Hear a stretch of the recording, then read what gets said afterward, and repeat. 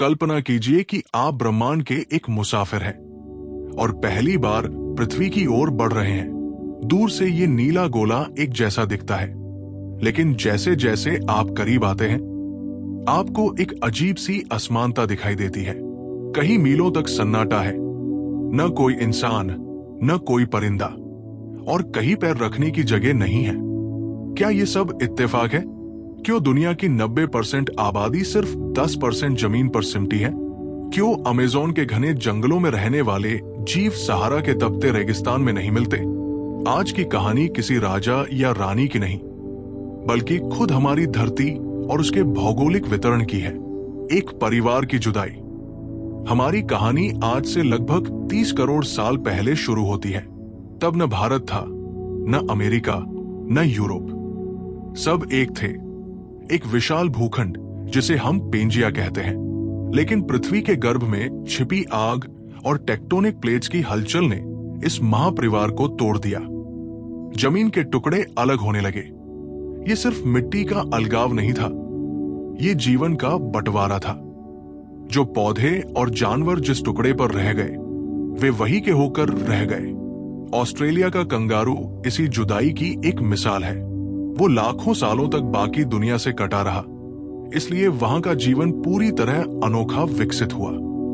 वितरण की इस कहानी का सबसे बड़ा विलेन, या कहें सबसे बड़ा नायक है जलवायु। सूरज की किरणें धरती पर हर जगह बराबर प्यार नहीं लुटाती। भूमध्य रेखा पर सूरज सीधा चमकता है, जिससे वहां गर्मी और बारिश का एक अंतहीन चक्र चलता है। यही कारण है कि वहां रेन फॉरेस्ट का साम्राज्य है। लेकिन जैसे जैसे हम ध्रुवों की ओर बढ़ते हैं, गर्मी कम होती जाती है। इंसानों ने हमेशा वही बसना चुना जहां मौसम मेहरबान था, जहां न हड्डियां गलाने वाली ठंड थी, न झुलसाने वाली गर्मी।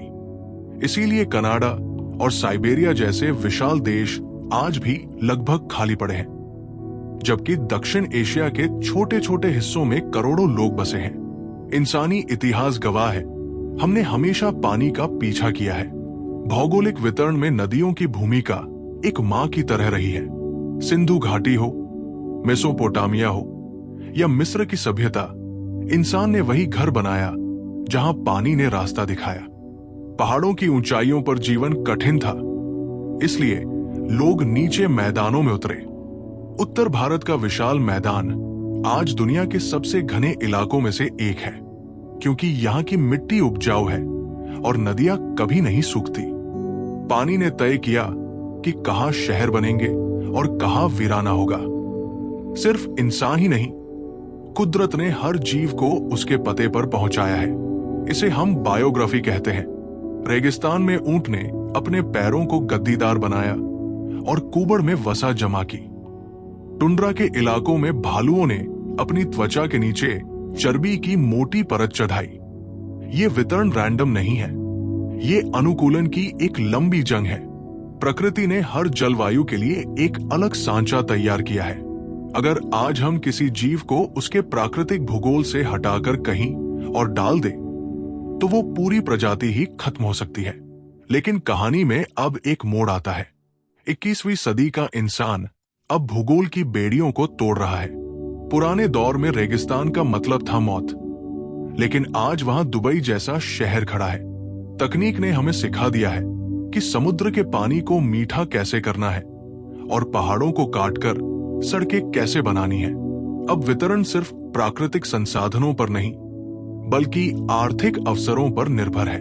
लोग अब नदियों के किनारे नहीं, बल्कि इंटरनेट के केबल्स और शेयर मार्केट के करीब बस रहे हैं। निष्कर्ष, तो क्या भूगोल अब मायने नहीं रखता?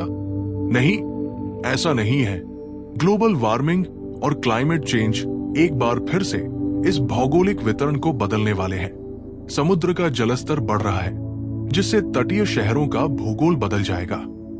खेती के इलाके खिसक रहे हैं। ये कहानी हमें सिखाती है कि हम इस धरती के मालिक नहीं, बल्कि इसके भूगोल का एक छोटा सा हिस्सा है।